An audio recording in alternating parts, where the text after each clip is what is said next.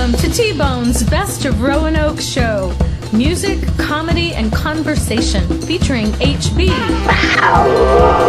Honey Badger. Honey Badger don't care. Now, on with the show.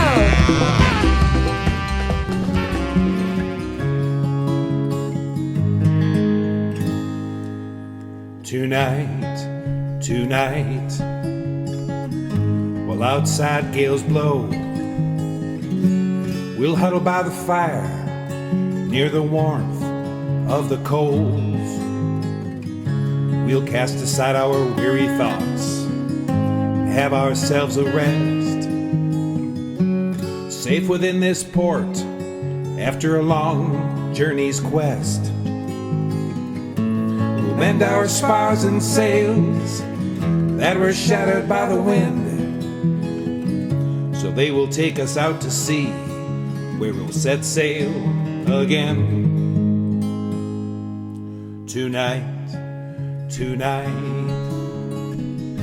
we'll sit around and boast, talk about our victories. HB, are you ready, sir? I'm ready, T-Bone. Dan the man, are you ready, sir? You bet I am. I knew you would be. All right, this is Radio Free Roanoke, and this is episode 156, T-Bone's Best of Roanoke show. We are live at the Green Goat Restaurant in the wild and wonderful neighborhood of Wasena. And our very special guest tonight is Dan Hildebrand, HB. Now, let me ask you two questions, HB. Have you ever scuba dived for shipwrecks? No. Have you ever been to the Great Lakes? No. Well, this young man has. He's done both. I Dan, sure have. Thank you for being with us tonight at the Green Goat. Now, give us an overview, because when we talk about shipwrecks and scuba diving, it's just all new to me. Mm-hmm. Well, I grew up in Manitowoc, Wisconsin, which is a shipbuilding town. What's Manitowoc, Wisconsin? It's right on the shores of Lake Michigan. It's about 90 miles north of Milwaukee. How many people live there? In Manitowoc, 36,000 the last time I looked on the sign. It's decent. Yeah. And also famous for building submarines during World War II. But ever since I was a kid, I was interested in shipwreck diving. I would watch Sea Hunt with Lloyd Bridges, right? Mm-hmm. Me too. And Jacques Cousteau. Yeah. Oh, yeah. I would read about shipwrecks in National Geographic. And the beaches of Manitowoc were my playground. I would ride my bike down there, and I would beachcomb, and we'd find big chunks of shipwrecks laying on the beach. Okay. The area is known for shipwrecks. Lake Michigan has hundreds of shipwrecks, and the Great Lakes have thousands of shipwrecks. They're really an inland ocean. Well, the Great Lakes, which for this interview I learned the name of all 5 of them. I'm assuming you know them all, Dan. Sure. Good. We'll proceed. We don't have to repeat that. No, that's right. And the Great Lakes, it's like I read it was 1/5 of all the fresh water in the world is in the Great Lakes. Left over from the glaciers. Wow. Okay. And then Lake Michigan, you were next to that. Yes. And give us the big picture overview, because we're talking about shipwrecks on the Great Lakes, and that's a very big chunk of water. So I read it was like 6,000 shipwrecks there over the last 200 years. Does that seem possible, 6,000 shipwrecks? Many shipwrecks, yes. I'm not sure if it's 6,000, but it's a lot. Okay. It's thousands. And, you know, what we would do is when I got certified to scuba dive in 1975, I was 18 years old, and I met some other divers, Randy Wallander, Cyril Ice, Mark Kramer, Steve Borsey, some good friends of mine. And what I would do is in the wintertime, because of course it's cold up in Wisconsin, the winters are long, so all winter long I would go and comb through historical records in the Wisconsin Maritime Historical Society in Milwaukee, and also in libraries, other libraries. I would search through microfilm, old newspapers, read books, things like that. And I would research all winter long, and then in the springtime, when it was time to put the boat in the water, we'd go out and search. We'd try to take our best guess where these shipwrecks were, and we'd go out with a bottom graph and just search the bottom. Well, And- bottom graph? Yeah, just like a fish finder, and it would show the contour of the bottom. Okay. So we would search with the bottom graph, which is really time-consuming and hard. Some of these wrecks it took us years to find, because I was more than just a shipwreck diver. We were shipwreck hunters. Right. We wanted to find shipwrecks that weren't found before. So we would go out and just search, and sometimes we'd get an abnormality on the bottom graph, and we'd just go down and check it out. We'd put out a grappling hook it into something, and just go down. 90% of the time it was a rock pile or a big tree or something, but every once in a while it would be a shipwreck. Oh my goodness! Now, so you're certified first of all to do this. So Yes. you've got a scuba tank on, I guess, right? Yep. And how long can you stay underwater with a scuba tank? Depends on the depth. Some 30 to 60 feet, you're down there about an hour. If you're down 150 feet, you might be down there 20 minutes. And how deep would you typically go? The deepest I've ever went is about 165 feet. That was on the Christmas tree ship, which we'll talk about. Oh yes. And that's the deepest I've been. That's the deepest I felt comfortable going, especially in the lake, because it's dark and cold down there. So when you're down there, Dan, and you're underwater, what can you really see? Well, that was back in I think the last time I dove in Lake Michigan was 1998. So that's some time ago. In those days, the water was dark and cold. I mean, dark where you couldn't hardly see your hand in front of your face. But it's interesting with the invasion of the zebra mussels into the Great Lakes, they actually filter the water. They're little mollusks, and they actually filter the water. So now, when you go down on some of these shipwrecks, you can see the whole wreck. So these. Because of the depth is not, so the light still penetrates deep enough to see what you're looking at. It does. And the only downfall is that these zebra mussels cover everything. They cover up the shipwrecks and everything. It's crazy. But they do. They're like algae eaters. I Yeah, won't call they them filter the water. Okay. They filter the All right. water. So it's clear. Yeah, it makes it easier to. Who introduced those? Was it Well, accident they were introduced in the ballast of ships, Yeah. accidentally. Yeah, accidentally. Yeah. Wow. Yeah. Now, when you do the Lake Michigan, let's just take that for example. Some of the shipwrecks that I've read about, a lot of them did occur on Lake Michigan. Oh yes, Now, what would be the main cause? I'm guessing it's just weather. the gales of November. The gales of November, big, huge waves, ice, cold.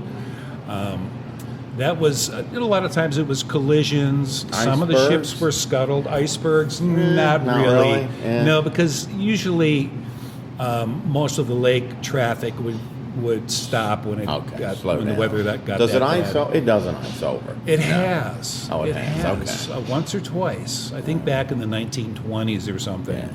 Okay. You mentioned November gales, Dan. Have you ever, if I said the term November witch, what would that mean to you? The Witch of November. I think they talk about that with Lake Superior. Okay. Yeah, that's an old sailor's tale, as they say. But we would go out, we would also ask old fishermen about where these shipwrecks would lie, because we'd go out there and when they were fishing out there, they would catch their nets up on some of these wrecks. So we would ask them, hey, have you been catching your net on something? And in fact, in one instance, I was on a shipwreck called the Island City, which is off Port Washington, Wisconsin. It's down about 120 feet, dark, cold again. And I was crawling along the deck down there. And I looked up, and I had crawled under this big fishing net that was shrouding over the ship. And a fishing net on a ship is like a spider web to a diver. I mean, once you get caught, you're not going to get out. Okay. So I had to back out very slowly, very carefully. That was scary. That would be And very this is like an Yeah. abandoned net. It's nobody. It was what happens. They're not going to pull it back up. Yeah, you catch a net on the shipwreck, And you got to it's- cut the line. And just go on. Yeah. Okay. There's a famous scene in the movie Jaws. Have you ever seen Jaws? Oh yes, Richard Got 'em. Dreyfuss goes under. Got 'em. And he's looking at this boat and looking through a porthole, and I think a head rolls into the porthole. But have you ever run across anything that you didn't expect when you're down there? I ran into a lot of things that it was so dark. I was feeling around with my hands, and they were. Oh my gosh. Sometimes you run into some weird, squishy things, but no, nothing like a dead body or anything like that. Yeah. Some bones once Like a in big while. fish, maybe. As big as you are.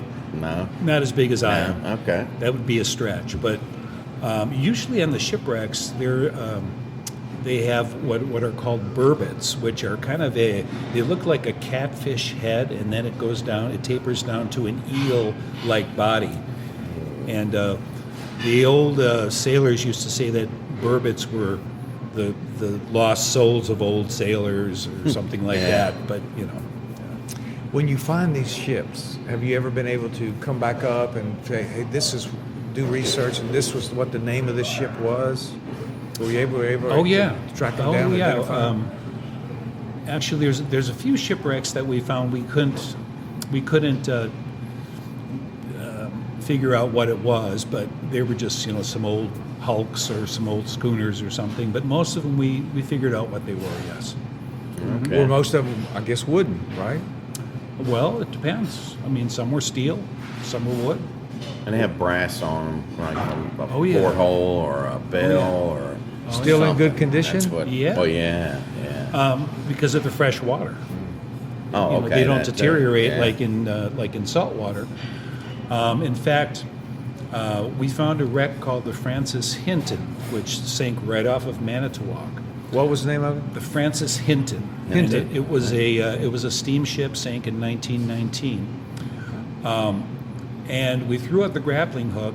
I was pretty sure we had a wreck, but I wasn't quite sure because every time you go down, you're never sure. Yeah. So we threw out the grappling hook and hooked into it, and I went down the line. And as soon as I got to the bottom, there at the bottom of the grappling hook was the ship's bell. No, really? The Gosh. ship's bell. Wow. Yeah, I think I have a picture of it. Okay. Wow. What happened? I mean, do you Yeah. leave it there, or do you bring it up? Or Well, Go get a wrench. what are the and- wrench- and- In Bring those the bell. in those days, we used to bring stuff up, and ship's dishes and parts of the ship. But I had some beautiful brass steam whistles and several ship's bells. But I got a letter from the state of Wisconsin. They were very persuasive, telling me I should probably consider donating my artifacts to museums, and which I did. Yes, you I don't have any artifacts anymore. I really donated them all. Most of my artifacts are at the Rogers Street Fishing Village Museum in Two Rivers, Wisconsin. Okay. So people can go to museums and find all these remnants from the shipwrecks. There's the Dan Hildebrand collection. What? Excuse me? The Dan Hildebrand collection, yes. You will see that. What would at I Rogers find Street. in that collection, sir? Oh, you'll see several ship's bells,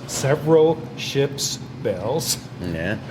Mouthful. Yeah. a mouthful, some steam whistles, some ship's dishes and things like that, they personal have- effects. Steering the wheel, like that. I guess that's wood and it deteriorates. No, actually, a few of those have been brought up.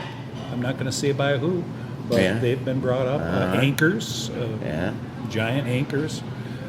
So it's Did you ever find some pirate's treasure chest, Dan, you never told anybody about? Or I would never tell. Never tell. But I have searched. In fact, a friend of mine, I mentioned earlier, his name is Steve Borsey. He dove with Mel Fisher, who was famous for diving on the Spanish plate fleet in Florida, which sank with a giant treasure back in the 1715. And he would dive with Mel Fisher and find all these gold chains and gold doubloons and emeralds and all that stuff. Wow. Yeah. Well, one of the things you're known for us, is you're a very gifted singer-songwriter. So all the songs, the bumper songs on our show tonight are your songs. And Yes. they're songs you've written Yes. about shipwrecks or shipping on the Great Lakes. And one of them, Dan, was very, very interesting. It was a Christmas tree ship. Yes. Go into some detail on that. That was a very interesting story. The Christmas tree ship was actually named the Rouse Simmons. It was captained by Herman Schuneman, and it plied the Great Lakes in the late 1890s to 1912 when it sank, same year as the Titanic sank, That's right. 1912. Okay. But the Christmas tree ship would go up to Manistee, Michigan, and they would cut Christmas trees and then sail down the lake down to Chicago every November. And they would go down there and they would sell Christmas trees to the people waiting at the docks. So this became a tradition in Chicago. Well, in November of 1912, the people were waiting at the dock for the Christmas tree ship to arrive, and it never showed up. It disappeared in a huge storm and a blizzard and just disappeared from history.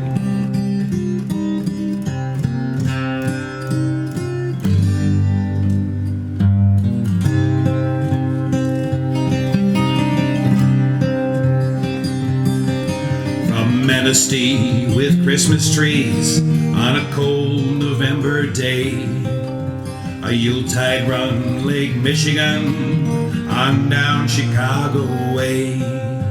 Schuneman was 40 then, a master of his craft.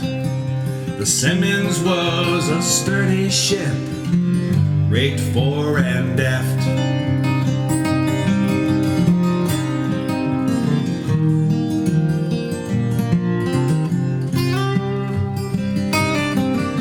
They found themselves in 1912 in a fierce northeastern blow.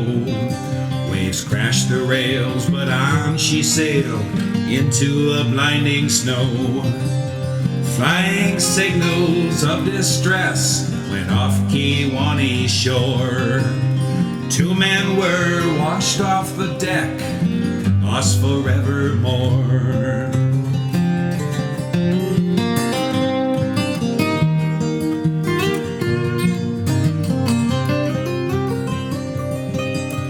As nighttime fell, the seas did swell, and ice formed on the boom. Her sails were torn when came the morn, the little ship was doomed. The Simmons sank at dawn that day with 17 brave men. Disappeared without a trace and never seen again.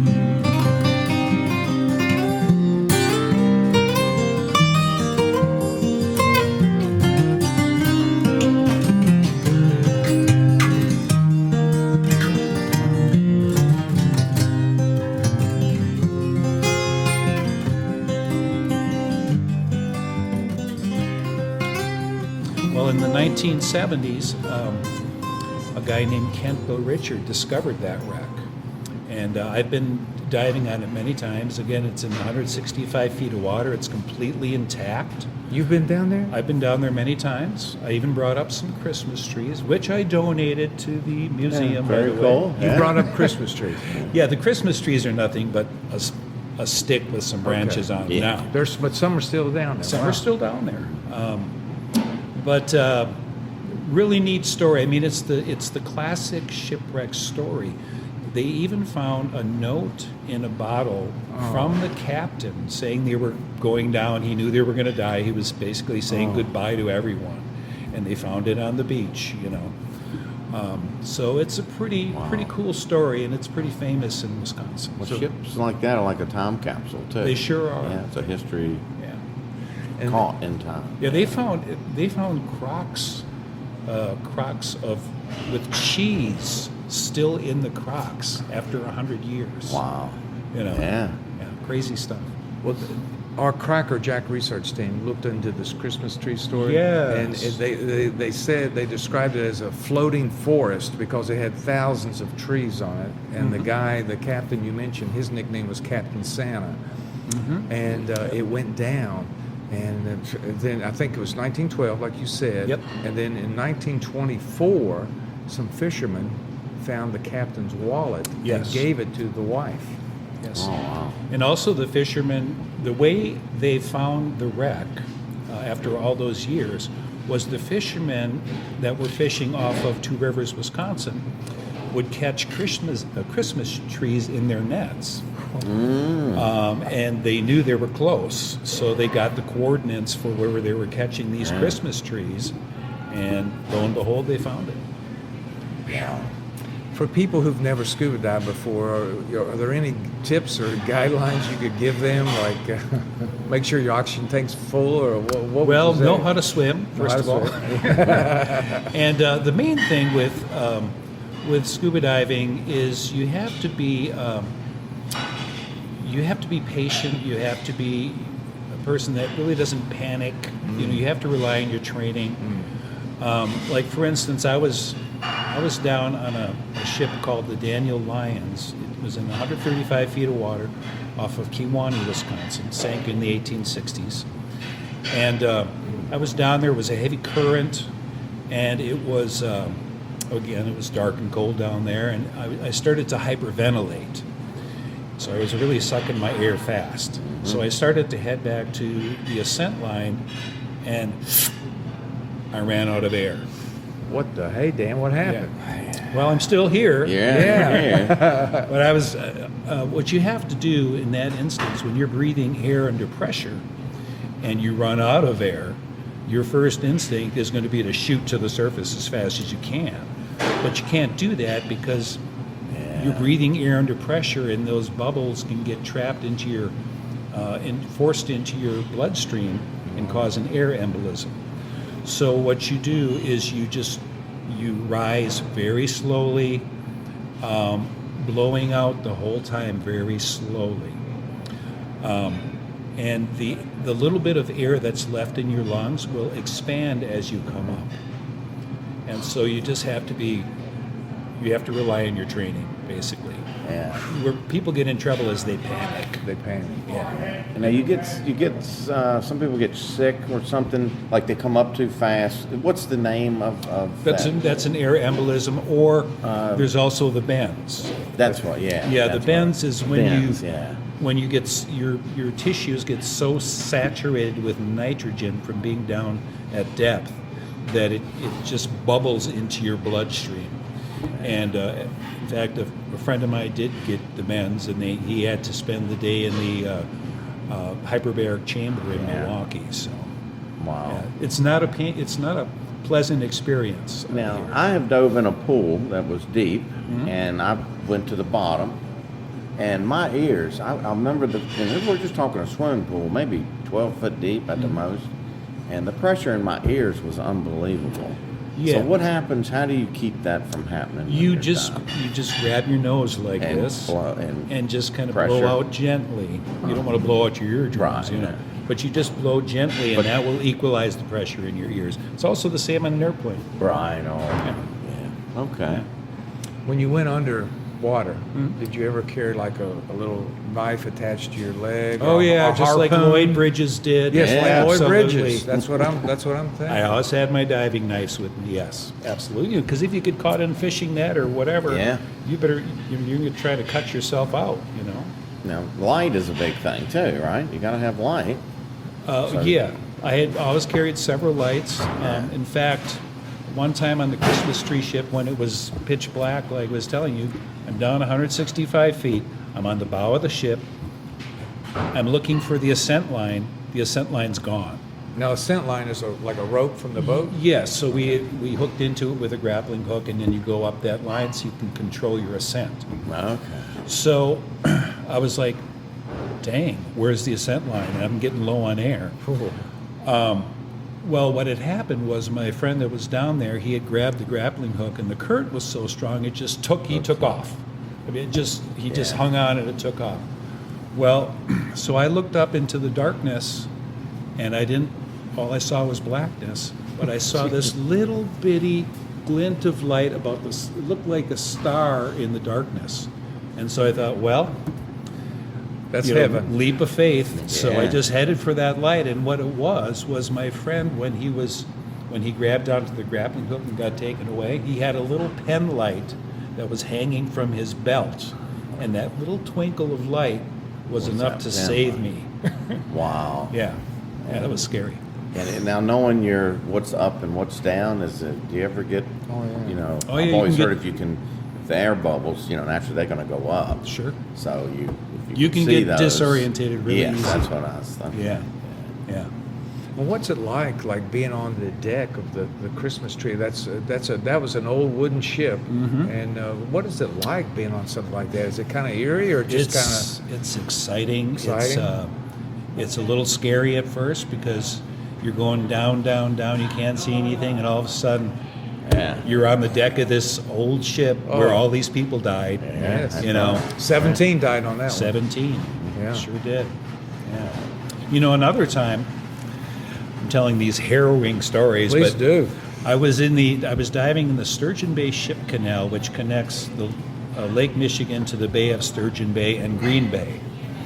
And in this canal, they have these big lake boats, these big ore carriers. You've seen them, like the Edmund Fitzgerald, these giant ore carriers. Well, I'm down on the bottom. It's only 25 feet deep. I was searching for a fishing tug that had got scuttled there. And all of a sudden, this giant shadow was cast over me. And it was one of these giant ore carriers was passing over the top of me. And I'm laying on the bottom, hoping I don't get sucked up into the prop and chopped up. Oh my God. Had you ever thought of something like that before? I mean, No. Could you get away, like be able to like swim flat and out? Well, I just laid there. I found the deepest spot, a little crevice, and I just laid on the bottom and prayed. Yeah. You know, it was scary. Wow. Because the iron ore ship, Dan, they're probably, 500, 600, 700 feet long? They're huge. Yeah. There's a lot to go by. Yeah. Yeah. Wow. You're one tough nut. I was lucky a lot of times. It's better to be lucky than good, right? Yeah. You'll take the luck. Yeah. Is there any places here around Roanoke or Salem that teach you scuba diving like you went through? There's a place in Salem, I believe. It is. Yeah. Yeah, I've seen it. Yeah, I haven't dove around here at all. Once in a while, I'll make an ocean dive, Belize, Costa Rica, Florida, something like that, where the water's warm and clear. Yeah. You know, I haven't dove in the Great Lakes since 1998. Yeah, and there's a reason for that. It's cold, and I don't want anything to do with it. Yeah, I get that. So is there any place else left in the world that you'd like to go scuba diving as we get ready to wrap it up? Yeah, there's one place. It's Truck Lagoon. It's in the South Pacific. Truck Lagoon, Truk. Oh, yes, truck. Yeah, and Truck Lagoon was basically, they call it the Japanese Pearl Harbor. So we caught their fleet in Truck Lagoon and bombed the heck out of all those ships. And all these ships are sitting on the bottom full of ammunition, skeletons. There's tanks down there, I thought about cannons, that. guns. It's crazy. So Truck Lagoon, and the water's warm and clear. So, that's ideal. That's for ideal. enjoying your scuba Yeah, diving. because you don't have to wear a wetsuit or a dry suit or many weights or anything like that. Now, do you know, as a kid and watching TV shows, do you always flip off backwards going off the? I know you can go down the ladder. Actually, no. probably. Sometimes you use the scissors method where you jump off straight and you Yeah. scissor your legs. Yeah. You can do it that way, or I'd like to jump off backwards. That was always fun. You know, like just That was fall the classic back. That's way. what we did as kids. Like, Yeah. thought it was cool. That you was know? the classic way to do it. Yeah. Fall over backwards. All right, my friend. Well, I've learned a lot. Is there anything else we left out or you want to bring up, and then I'll give HB the last word?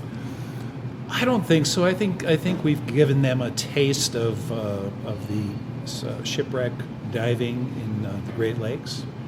Yeah. It's cold. It's and cold, dark. it's dark, it's dangerous, but it's a heck of a lot of fun. And just being down in these shipwrecks and the history of it is something that I'll always take with me. And that's why I write the songs now, because I have a great love for maritime history, especially in the Great Lakes. And the bumper songs we'll be using for this episode, one is Tonight. That was written by a friend of mine. Now, that one was written by Mr. Dennis Kral. Okay. From Manitowoc, Wisconsin. I did a little bit of arranging on it, but I sang it. But that's one of his songs. I thought that was a good one. It was. And then was there any, did you write the red bass drum? I just finished that one. Okay. That's a nice tune. That's the story of the Lady Elgin. Now, is that a true story? It's a true story. Just quickly give us that sketch. Well, there was this, the ship was called the Lady Elgin. 1860 is when it sank. But it was a party boat. It was one of the last, they called them palace steamers. And it was elegant, it was beautiful. There was a lot of elite people from Milwaukee on the ship that day, councilmen and businessmen and things like that. And they went to Chicago for a political rally. And on the ship there was a boy named Charles Bevrong. Yes. And he was a bass drummer in the band. And they went to Chicago, all the hoopla there with the political rally. On the way back, they ran into a storm, and not only a storm, but they were T-boned. No. T-boned. T-boned. Right? T-boned by by a ship called the Augusta, basically rammed into the side. Now there was 400 souls on the Lady Elgin. Only about 50 survived. So you're saying more than 300 died? Yes, because most of them were. Well, there was a lot of drinking going on. A lot of them were asleep, and it was a huge storm on the lake. And this boy that was in the band, he had a bass drum with him, and he strapped it on and jumped into the water, and it kept him afloat. Yeah. So he drifted into shore and was saved. Now, in the story, he's walking on the beach and he finds the bass drum. Yes. That's my little writer's artistic interpretation. Yeah. But he did. That bass drum saved him that night. Wow, how cool.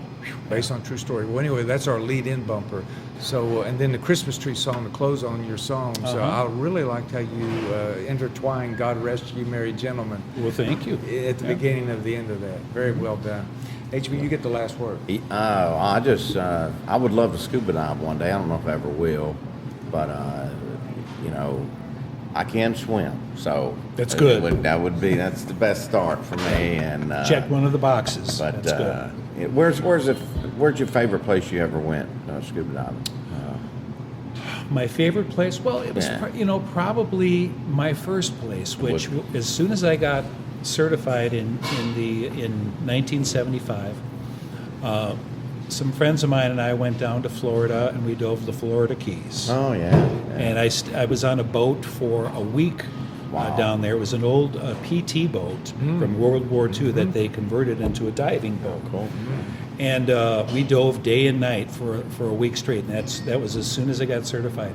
The first time I went down, I had gotten seasick. I went down 40 feet. I got to the bottom, and I went, "Oh my God, I have to throw up." So I shot up to the surface, slowly, of course, and I threw up, and then I went back down. And you were fine. And I was fine. Yeah. Get back on the horse. That was the first time I dove, and that was my first experience. Wow. And then you did it for about 20 years on the Great Lakes. Okay. And the last time I dove was in Florida a couple of years ago. We dove on a shipwreck down there, my son and I. That's about it. Once in a while, cool. I'll get in the water and make a dive, and that's about it. Yeah. All right. Very man. unique hobby. Yeah. All right, as Captain Santa would say, fair winds, Dan. Fair winds. That's the end of our show. All right. Thank you, sir. Thanks, Thank guys. you so much. Great to see you again. Go get them again. My name's Charlie. That's a wrap. All right. I once was young for a brass band in Milwaukee. I played a red bass drum. The year was 1860, just before the Civil War. I'll tell you a tale of Lake Michigan lore. The Lady Elgin awaited us there, a beautiful ship, far beyond compare. Captained by Jack Wilson, she was elegant and ornate. The Lady Elgin, the grand lady of the lake.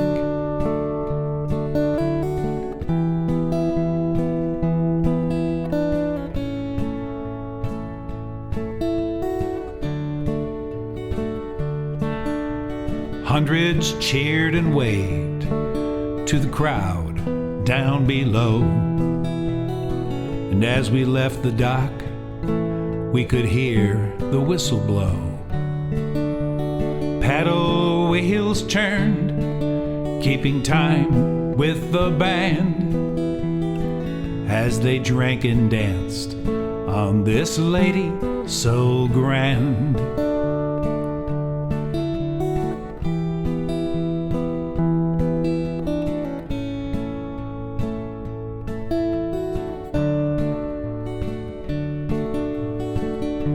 Then in Chicago, a politician's rally there, filled with bold speeches, a truly gala affair.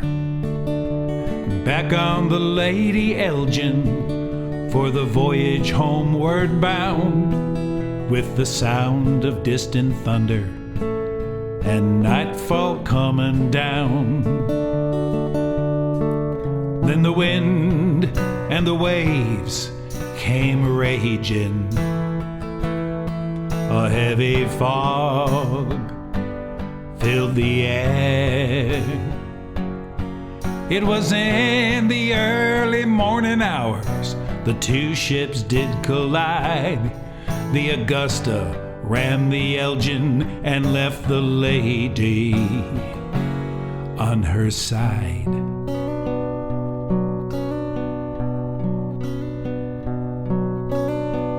Most were asleep as they spilled into the lake. Death came quickly, disappearing in the wake. But I was on the stern deck when the Augusta stove us in. I held on tightly to the rail when I felt her sinking then.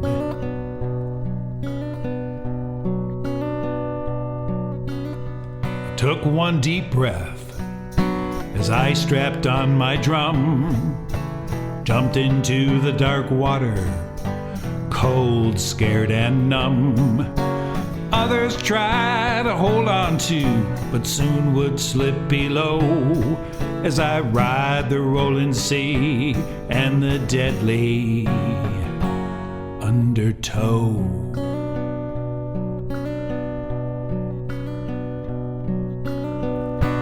Close to shore, angry breakers crashing down.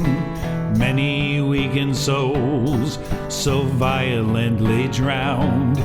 Then my drum sinks away, while in the stormy surge I ride a wooden plank, and from the raging foam I emerge.